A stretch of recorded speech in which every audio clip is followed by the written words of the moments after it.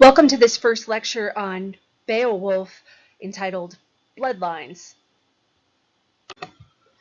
The title of this course is Game of Thrones and its Medieval World. So in the prior two texts that we've studied, we looked at how medieval people viewed the world from a different perspective, and granted, those texts were written in two very different cultural contexts.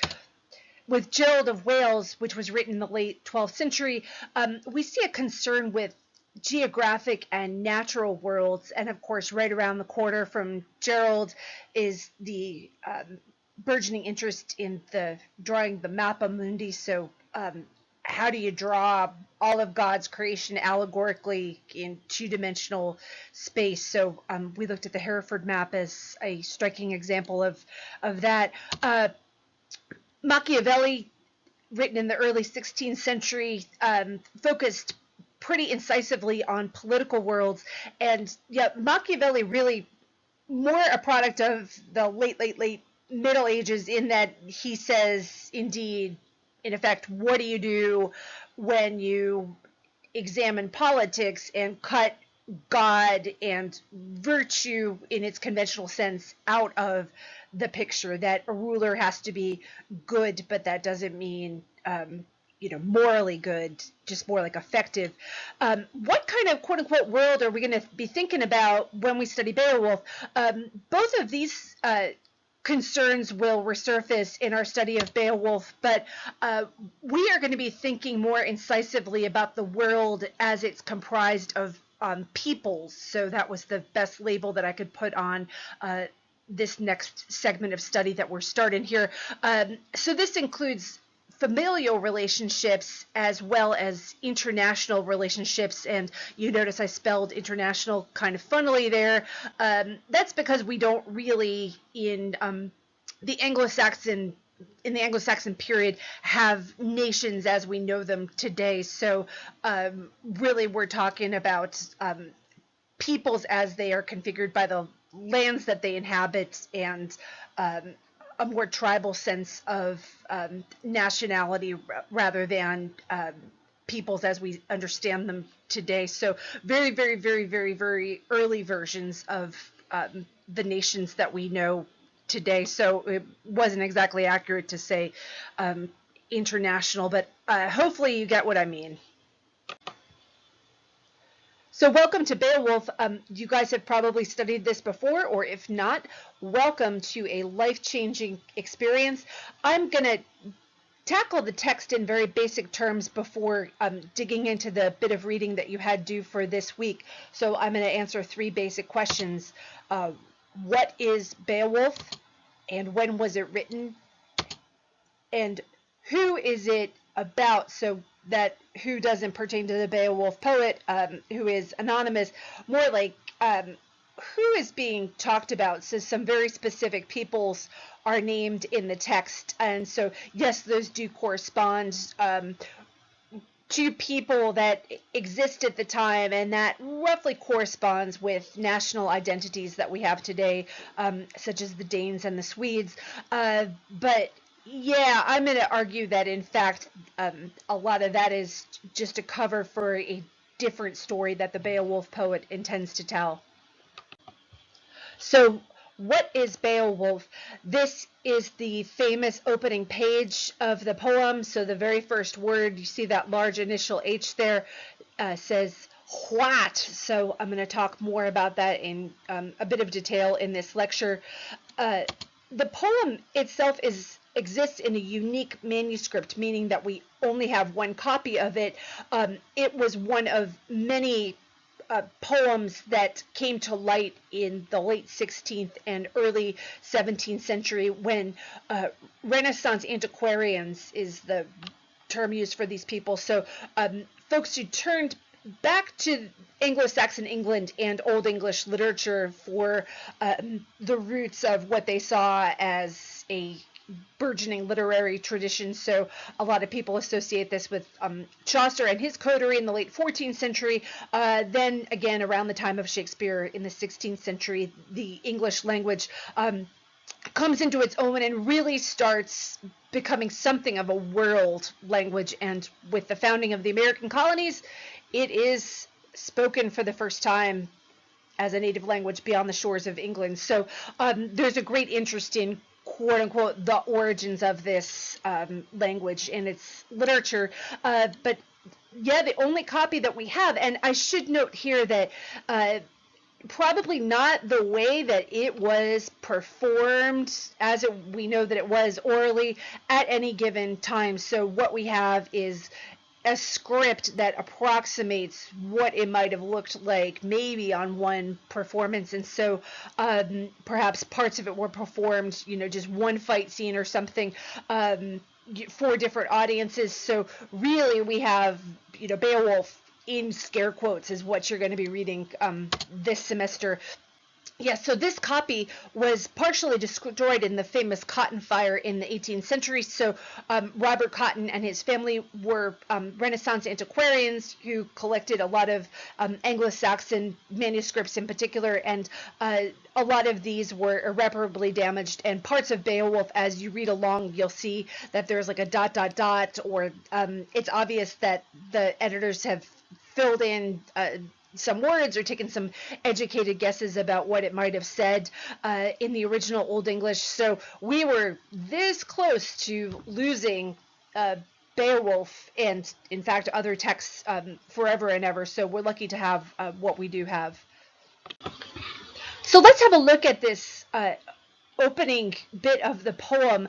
I'll read a little bit in Old English, and then the translation is there below, and I've departed a little bit from what Seamus Haney has as his translation because this opening word is perhaps the most confusing in the entire poem. So, whatever does that mean? I translated it as listen. So it is generally agreed that it's some kind of discourse marker that means just like, hey, everybody.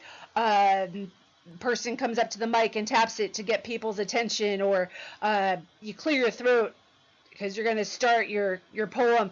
Some kind of cue that it was performed for an oral audience. So it says, what? We garde na in yar dagum theod kiringa. So those are the opening words in Old English. So it means something like, listen, what? We, and then Gardena got split onto two lines. So gar means spear, and it exists in present-day English in the word garlic, which means spear-like because it attacks your mouth when you eat it. It's spicy. So the Spear Danes, as you'll notice as you read the poem, that these proto-national peoples aren't just called like the Danes or folks who live in Denmark. They're always like the Spear Danes or the War Danes, something like that. In days gone by, so yeah, this is a colloquial expression, so we have the present day English word for year there and the word yar. In days gone by, and those kings, so indeed a present day cognate in the word kininga. A lot to be learned just in these brief opening lines. So reference to the Danes as the Spear Danes is one of many reasons why Beowulf is known as an epic. So what is an epic? An extended narrative celebrating war heroes and their deeds. So an epic would come to entail many other conventions in later versions of this genre. So for example, it would begin in media res, meaning in the middle of the action. You'd need some kind of invocation to a muse or a deity on the part of the poet. But nonetheless, the basic matter is that it celebrates war heroes and their deeds. So, for example, John Milton's Paradise Lost is known as an epic, and you think, gee, why would the story of humans fall from Eden be characterized as a war poem? Well, that is the way that Milton crafts it, as something of a war between the forces of evil and humans, or good versus evil, or Satan versus God. Probably depends on whom you're rooting for in that epic. once you get a sense of the Anglo-Saxon value system, and that is as it comes down to us in literature, so it would be erroneous to think, oh, okay, all of these literary works are just snatched from the headlines and depict uh, the real world in an unadulterated way. But nonetheless, as we get a sense of the Anglo-Saxon value system as the best we can know from a poem like Beowulf, we will understand the appeal of this genre for its audience. I just talked a little bit about what the Beowulf manuscript is. Now I'll talk a bit about when it was created. So notice that it says here when manuscript date. It dates from about the year 1000, and this is a date that scholars have decided on from paleographic evidence. So they look at details like the type of parchment and the ink and the handwriting, so very physical details. And I note there that handwriting is a very useful tool for dating manuscripts because it would come and go like fashion. So if you think of maybe you have a friend who's a font snob, and they like to use certain kinds of fonts for certain occasions, this is something akin to that different cultures within the Middle Ages would have particular handwriting styles that would set it apart from other contemporary or past cultures. Well, I talked a bit about when the manuscript was made, but surely the story itself dates from before the year 1000. Some scholars have dated it as early as the year 750, based on the language that is used in the version that comes down to us. So they argue that some of the, in particular, poetic conventions are retained and passed down in the manuscript. And then there's looking at Old English words, so both the vocabulary as well as the inflectional endings, so that is grammatical matters. I mean, this gets very, very complicated, and people get very hot under the collar at each other about the date of this, the poem and the manuscript, two different things. Bottom line for our purposes is that the poem was probably performed orally before it was written down, and the fact that the words on the page seem older than the pages themselves suggests this fact. So in an attempt to date the poem a bit further, as well as to think, gee, how much does it reflect on Anglo-Saxon culture, scholars have looked closely at one historical event that is mentioned in it. So as I'll talk more in this lecture, there are other peoples and things that are represented in the poem, but they are just literary representations that are, derivative from some kind of historical reality. But here's a quote unquote smoking gun of sorts. There was a real King Hygelac, so kind of like an unusual name. Hyj means mind, who makes a cameo as the king of the Yats, so Beowulf's people. So probably a bit unusual that there'd be a king by that exact name, so maybe the poet knew about this person, and he really was killed in a raid, as Beowulf's king was, in the year 520. But I don't think anybody dates the poem that early, and I don't know if people have any hypotheses about why this king gets insinuated into the poem itself, but he is one real live personage who perhaps is present in the matter of the poem itself. So as I'll argue, especially in the next segment on who the poem is about, and I'm not alone in saying this, the Beowulf poet may not intend to give us a real depiction of a real world located at any particular time, so hence the picture here of the real world MTV. So, and especially it's even more derivative because it's the DVD box set. The poem might relate to the real world Anglo-Saxon England, just like the real world MTV relates to like the real world small r, small w. The poem is set, like right from the very beginning, it says in, days gone by. So it is sort of like a once upon a time kind of feeling. The poet does really want to invoke some kind of historical past, some sort of nostalgic feeling in his audience, who've now at this point in history been dead, for us 1,000 years or so. He maybe wanted to invoke some kind of general notion of the past as, kind of like with Game of Thrones, a time when all sorts of mythical and fantastic things could happen because it was long ago and far away. He perhaps did not mean to invoke any particular, culture or person or king per se.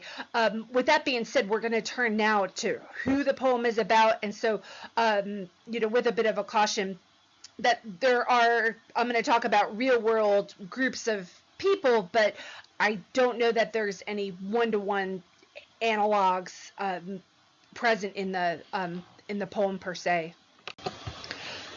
So, as I promised, whom is the poem about? The poem opens in Denmark, and Hrothgar and his people are Danes. They are being pommeled by Grendel for the better part of 12 years in Harrod Hall almost every single night. And Beowulf comes by nearby Jutland, southern Sweden, to save them. So on the one hand, with these peoples, like, yes, we do have a smoking gun, and Danes and Yats are actual peoples living during this period, pre-year 1000. But, who are they in the mind of an Anglo-Saxon poet? Because he is writing, or at least copying the poem down in Old English. So here we got our Yats in southern Sweden. Yep, this is where Beowulf is from. And here are the Danes. And so you might recognize at least a couple of other familiar names. So in particular, the Angles. So ancestors of peoples who came to England in the year 449 and following. So this is just the very far edge of the Western European continent. So let's consider how the English audience for the poem Beowulf would have related to those people. So on the one hand, they are foreign and not English and not English speaking because they are over on the continent, but yet we are talking about the ancestors of the Anglo-Saxons and Jutes who came from the continent in the year 449 and following. So they're both, foreign yet the same, similar yet different. So are we talking kind of almost like, I hate to get cheeky, but like in sci-fi when you have this, reality once removed, that they're kind of sort of English, kind of sort of like us, but not really. It happens one click over to the west, even a few centuries before. Is this whom we're talking about when we're dealing with these people in this poem? So that's just one of several options I'm going to propose. So I suggested in the last slide that perhaps the poem was referring to the ancestral peoples of the English, so the Anglo-Saxons and Jutes who came from the continent, given that the poem is set long ago and far away. It also might refer at the same time, or in a different vein, to the quote-unquote Vikings. So depending on when the poem was performed, if it was after the late 8th century, it would have had added interest for the English people, because this is when the Viking invasions, people coming from Denmark and Sweden, begin in England. So given that both of these groups are featured in the poem, in particular the Danes, which was the general word for Vikings used by the English, and they are the ones who really get hit the hardest throughout the entire 3,200 line poem, and they're being attacked by Grendel when the poem opens. Yeah, so maybe these are the people whom the poet has in mind. So a bit of background on the Vikings in England. I know that I addressed this at the very beginning of the semester when setting up what we were talking about in the Game of Thrones land, this place called Westeros. The first Viking attack happens in 793 at the Lindisfarne Monastery. Yeah, monasteries really, really very enticing for Viking attacks because they are filled with all sorts of riches. After that, the Vikings would come and set up permanent settlements, so they used to just kind of do more of a hit and run or spend the summers, quite literally come summer over in England. King Alfred, known as a great warrior king, but history now is saying maybe he was less physically stalwart than we once thought. He reigns in the late 9th century, but nonetheless, he's known as a very um, canny political leader, and also he's a king who promoted literacy and literature in England. So I am happy to call him King Alfred the Great. King Alfred the Great did something sort of puzzling. Signs the Treaty of Wedmore in the year 878. So it hands over half of the country, as you can see, known as the Danelaw. So as the name suggests, he gives the northern part of the country over to the quote-unquote Danes. I mean, on the one hand, King Alfred the Great, what are you thinking that you give the Vikings half the country? Is that kind of a wimpy thing to do?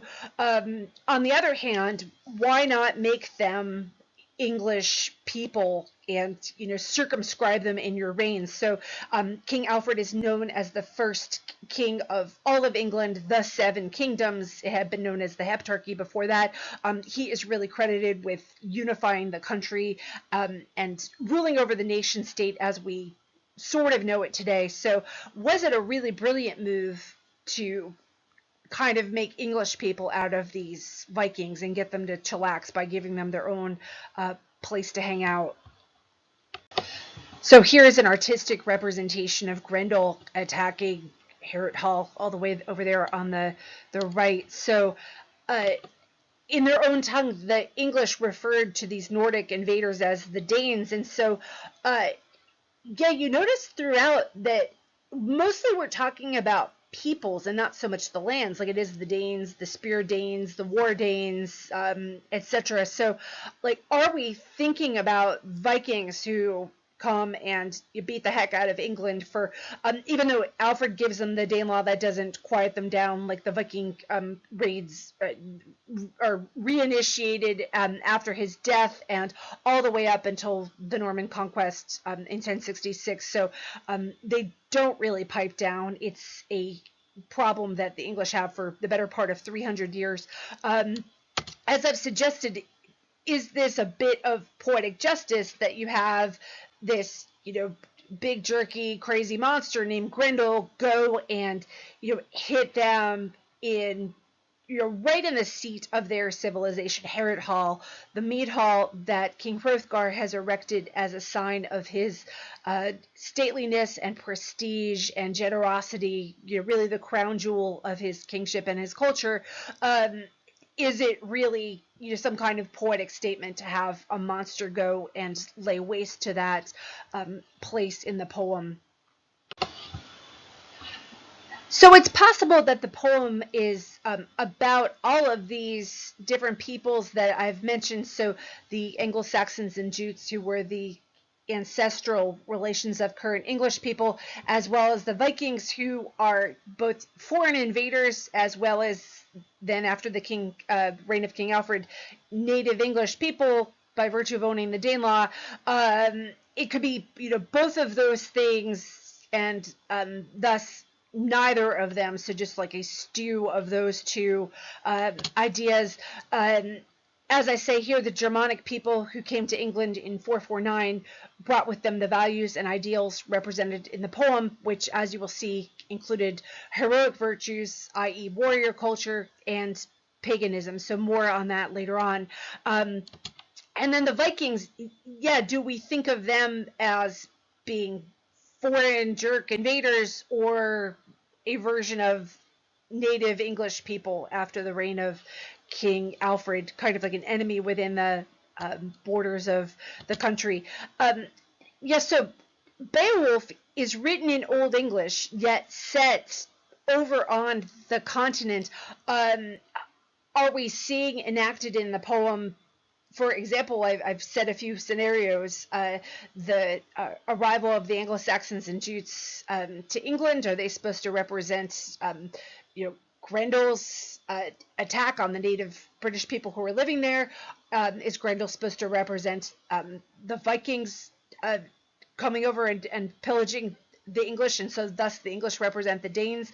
That gets confusing because it's in fact the Danes who attack England, i.e. the in the Viking invasions. So yeah, I think it is all of those things, and it's just a matter of which narrative you decide to settle on. But for sure, the poet is drawing upon some kind of current cultural soup of the peoples and events that have happened in recent English and European history. Let's turn then to the poem itself. I'm going to focus very heavily on the first 100 lines or so, although you had to read up till the line 1200 or so after Grendel's attack and Beowulf's battle with him. An expert's tip on how to read the opening of any literary work, even if it's strange, the writer is telling you what's important and what to pay attention to in the work, and even how to read the rest of the work. So you'll see this from the first 63 lines of the poem, which seem about as interesting as a grocery list, but nonetheless, we're like, gee, why did the poet put this long list that's kind of droning and dull very, very, very, very, very initially there in the poem? The very first word of Beowulf in Old English is what. So I translated that as listen on an earlier slide, but the famous poet Seamus Heaney renders it as so. It means something more like what in present day English, as you might surmise from just moving a couple of the letters around. In this context, it's thought to be more of a call for attention, kind of like hey, or like the MC is tapping the mic, getting ready for the show to start. So as I say here, what conveys to us the oral performance of the poem, as well as the cultural context more broadly, that we're dealing with people who are normally accustomed to listening to their poetry rather than reading it and having it be written down. So yes, we have the Christian missionaries, thanks to Pope Gregory in the year 597 and after, introduce literacy to England, but still this is a very, very, very small fraction of the population who can read. It's even quite remarkable that King Alfred, the late 9th century king, knew how to read and took an interest in literacy and tried to promote it in his kingdom. So yeah, I don't know to what extent the writer copying this down thinks consciously, oh, let me insert some kind of cue to this text oral performance, or whether the two things were just more fluidly connected than we imagine today, that you would write something down like hey, shut up, in a written text of a poem. So the Spear-Danes in days gone by, and the kings who ruled them, had courage and greatness. We have heard those princes' heroic campaigns. So what does this mean? What can we learn from the opening lines of the poem? It's a warrior culture, so this is a term used to describe Germanic peoples both on the continent as well as those who came and settled in England. The Spear-Danes, I doubt that that's a way that they were referred to historically. It's more of a literary epithet. Probably the extra syllable in there for poetic meter, which is something I'm not going to get into in this study of the poem unless you email me and you're interested. But as you keep reading, Heaney has included lots of different terms for these people that suggest, yeah, this is a warrior culture. We have a mention of kings and princes, so we're going to be dealing with as we've noted in our study of Game of Thrones, like the quote unquote royals and people with coats of arms and people with important families and people whose lineages we quote unquote care about, not the 98% or whatever percent it would be in this world. So this reveals less about the way the culture is set up, because obviously not everybody is royal or affiliated with a coat of arms or affiliated with an important lineage, but this is what the poet is going to focus on. So much like Game of Thrones, we're dealing with quote unquote important people and not everyday people like you and me. We're told we've heard of those princes' heroic campaigns, so more emphasis on the royal people doing great noble deeds, not average people. But again, the word hearing reinforced. If it seems like I paid a lot of attention to the opening word what, we have it alluded to there again, in that we're going to hear, we've heard about these heroic campaigns of these great princes.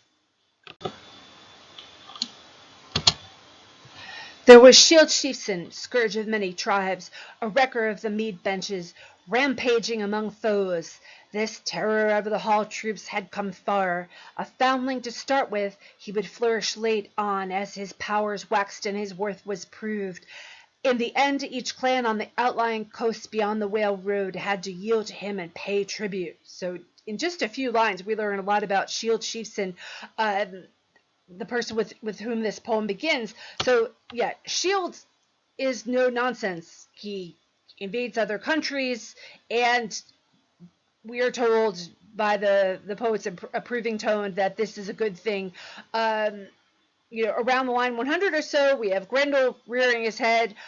So it's reasonable to ask, why is it bad when Grendel does it, but it's okay and plottable when Shield does it? So it's all a matter of whose side you're on. And as I'll talk more in the next Beowulf lecture on, the differences between the monsters and the humans in this poem is really one of the central tensions. And I think it's being set up even in this quote unquote boring bit where, okay, here's a father, here's a son, they're all royal, they're valiant.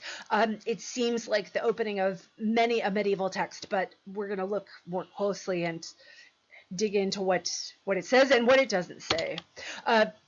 We're told that he gets other tribes and countries to pay tribute. So, this is important. With the Vikings who had invaded England, for example, they were given a gaffle, so like a tribute to please stop kicking our butts. Please, please, please. We say, uncle, here's some money and some stuff.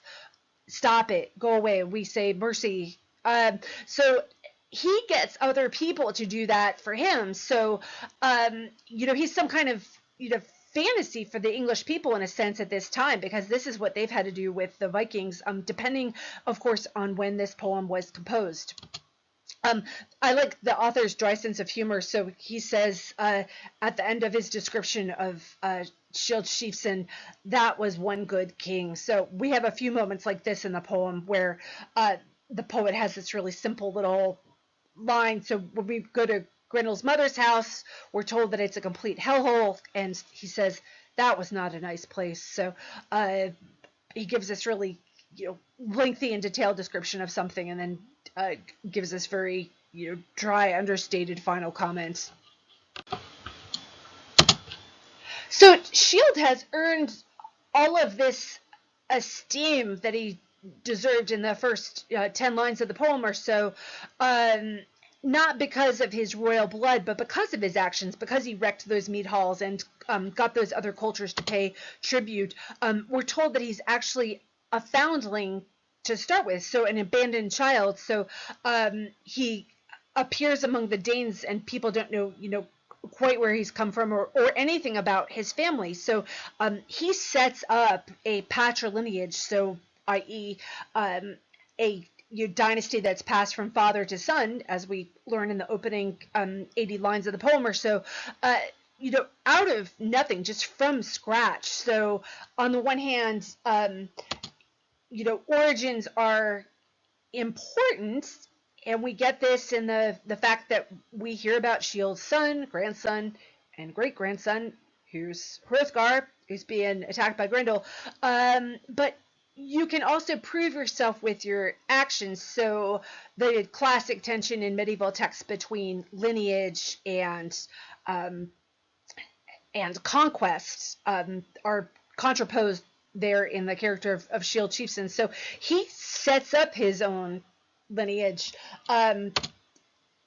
Here are a few lines about Shield. He would flourish later on as his powers waxed and his worth was proved. So he doesn't inherit these powers so much as hone them. So his powers wax and his worth was like proved or discovered. So we might think, gee, to whom else does this apply in the poem? So there's one other really noteworthy character about whom this is true. So there's a lot of emphasis on clans and families and all of the stuff that entails. So bloodlines and loyalties, and which side you're fighting on in a war. But I mean, then it seems like there can be some standouts who are just awesome because they're awesome.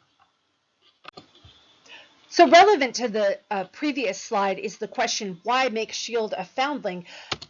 It introduces a central question that I think resonates throughout the poem, and that is, how much does one's fate have to do with preordained circumstances, such as birth, versus personal choice? So, lineage versus pull yourself up by your bootstraps and be a self-made person. And that's one way of posing the question. Another is, how much does God with a capital G, even fate with a capital F, control human affairs versus you just get up and do it yourself and you have complete control. If you want to beat that monster, you got to eat your Wheaties and go sharpen your sword and go do it. So I think that both of those forces, so some kind of like God with a capital G, divine force is operative, and then there are personal forces as well. So how much of it is it the hand that you're dealt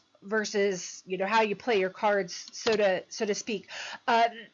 Providing Shield with no backstory also allows our poet to start from scratch. So he can kind of turn over a blank page, so to speak. I mean, granted, it's a different kind of scribal culture, but you get my drift, that he gets to create this story out of nothing. I mean, it's pretty stunning that scholars have only found one historical analog in the figure of Hygelac appear in the poem. I mean, it really, is a very, creative work. For example, the monster Grendel is so scary because he isn't described in any level of detail, and the poet really does get at the matter of horror movies today, where you just there's something invisible or just a sound that drives you crazy and makes you super scared. So it really, in knowing that it's a canonical and famous work, it's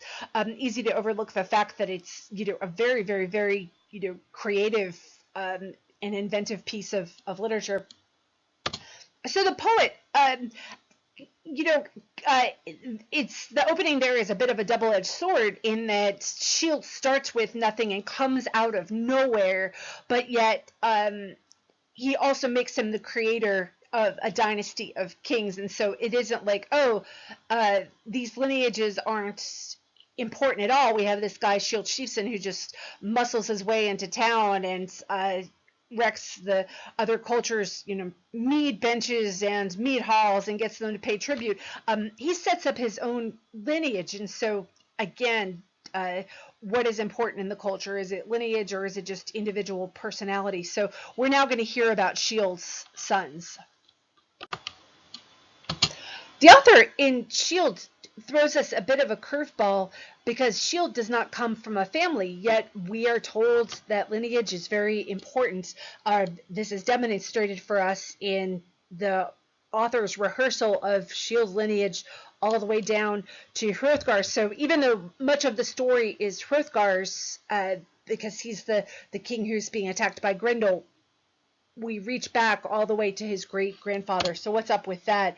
Among other things, the poet is telling us, indeed, in this text, how do we reconcile individual potential and achievement versus more of a tribal mentality, or even the importance of bloodline and family. So Shield's son Beowulf, this gets interesting. Let's have a look at this guy. And a young prince must be prudent like that, giving freely while his father lives, so afterwards, in age, when fighting starts, steadfast companions will stand by him and hold the line. So what do we learn about Beowulf in this bit of text? So in this world, you can buy your companions. So I'm going to talk more about this in subsequent lectures, like who these guns for hire are in the world of this text. More importantly, by companions we mean strength. So when the fighting starts, you have the special type of companions. So implying here, that Beowulf is weak. So he's prudent, but he's gonna live off of his father's reputation and even the wealth that he's accrued in order to enhance himself, because he's not as much of a butt kicker as the dad. So are we told in a grander sense, not just that Beowulf is less powerful than his father, so other than a personal criticism of that king, do we have something of a generational dilution on our hands here, that the next generation isn't as powerful as the previous one? I'm going to say yes, and to keep your eyes peeled for this in the poem, that a key fault of older generations is that they don't think to breed a younger generation, both in literal terms, like by siring a younger generation, or just cultivating them by teaching them people who could pick up the torch for them and carry on cultural traditions, and in particular like defend the culture. So that's just a really, really general trend that I want you to keep your eyes peeled for in this text. So here we get some information about Shield after he dies. The Danes, decked his Shield's body no less bountifully with offerings than those first ones who cast him away when he was a child and launched him alone out over the waves. So really interesting funeral scene that I'll talk more about later on in the poem after we get a few more funerals under our belt. So relevant to what I said on the last slide, are we supposed to think that part of being a good king entails letting younger generations learn from you and breeding your successors? So in the examples that we get in these first four kings, it seems like things are go downhill between father and son, and then we're left with Hrothgar. So without saying so much, are we supposed to think that Shield could have defended the Danes against Grendel, but Hrothgar cannot? So what happens when he dies? He's sent out with his belongings by boat, just as he arrived mysteriously into the culture. So mysterious beginnings and endings for this character, but then what's the so what there? Why is the poet taking time to tell us this? Shield's life has a circularity, and the poem itself will have a circularity. So within the first 50 lines or so, we are given a beginning and an ending that makes a complete circle. So we're supposed to think, gee, wherever we are right now, here at the beginning of the poem, we are going to wind up, when we finish the poem, repetition with a difference. And what of the fact that Shield just disappears? As the poet tells us, no wise man knows where he and his treasure wound up. So this is, of course, something of a common ending for a great king. So this comes to be attached to the legend of King Arthur, that he's sent out in a funeral boat, and he's going to arrive at the mythical land of Avalon, where his wounds will be healed and he'll return someday. So it's a nice way of disposing of a great king, because yes, in the case of Shield, we know that he's dead, but is the door cracked open like a little tiny bit for him to reappear. So, of course, any text written under any kind of Christian influence, you do have Christ's narrative informing it. So, are we supposed to think, yeah, Shield is going to resurrect in some sort of guise? So even if we don't think it's a religious poem per se, that is relevant. I mean, he does have unusual and unknown parentage, not unlike Christ, and so yeah, that narrative infuses much of literature, even if it's not religiously oriented. So okay, Shield disappears. We don't know what has happened to him, but yeah, like what a cruddy foundation for a story. We've got the patriarch doesn't just die, but he you know, goes away. There's no kind of monument to him in the culture other than his son and his grandson. His son is Beowulf. Then we have Halfdane, who we're told are not as capable as he is. And then Exhibit C, Hrothgar, who's getting his butt kicked by Grendel. So amid the talk of Shield's victories and his treasures, there's insinuation about the decline of his lineage, and where the poet does a great job of showing us without really telling us per se, like, yeah, we're on like a downward slide. So he kind of rotates the dice against Hrothgar, I will add, in that Hrothgar is old when Grendel starts pillaging his culture. We're told that, yeah, Hrothgar doesn't sleep in the mead hall with the warriors, but he goes off to the hut with the women, that he's a person who combs his gray hairs, so to speak. But yeah, are we supposed to imagine then, yeah, Hrothgar when he was young, that he was a wrecker of mead benches? I think that the poet, conveniently starts the poem when he's already old, so that we won't, wonder about that question.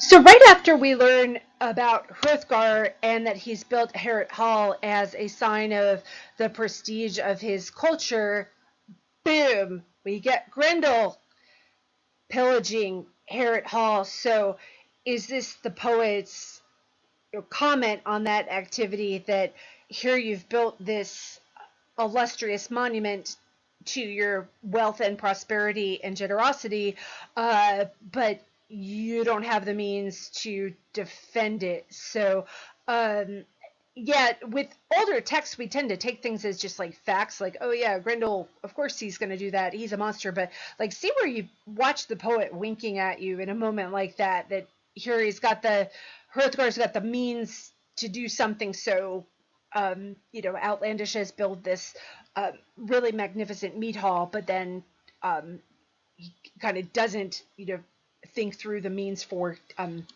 defending it. Or has it attracted, in some kind of eco-critical way, has it attracted the monster to the mead hall, because it is so magnificent? We are told in particular the thing that gets under Grendel's skin is the song of the skilled poet. So I'm going to pay attention to that in the next and final slide in this lecture.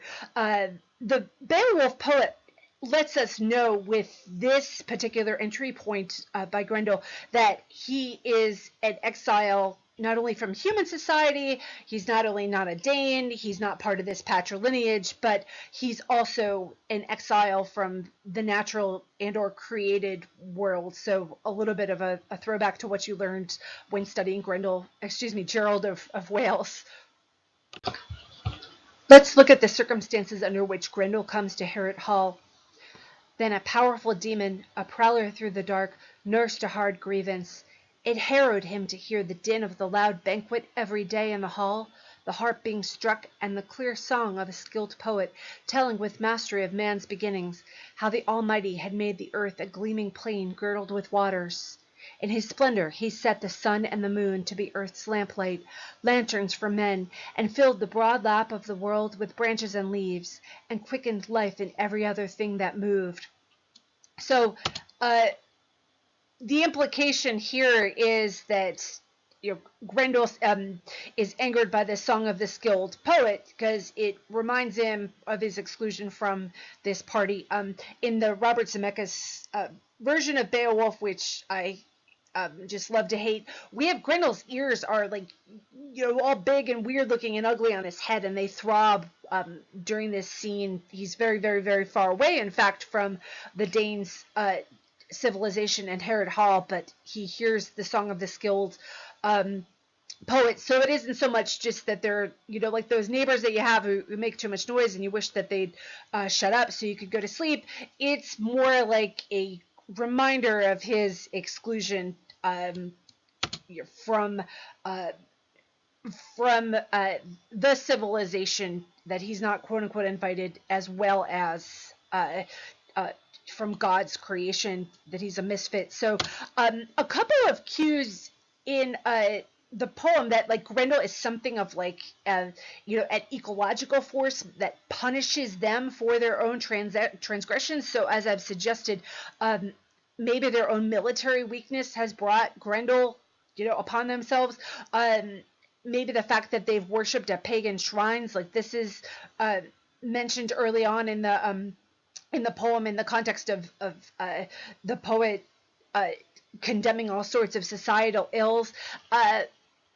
But we'll also learn, Grendel, in addition to being made an outcast by God himself in this beautiful creation that he created, Grendel is on the naughty list, so to speak. We also do learn that maybe he is just like the dark underside of human society itself, its very worst anxieties and fears and taboos and evils that they themselves engage in. So I'll leave this lecture on that note.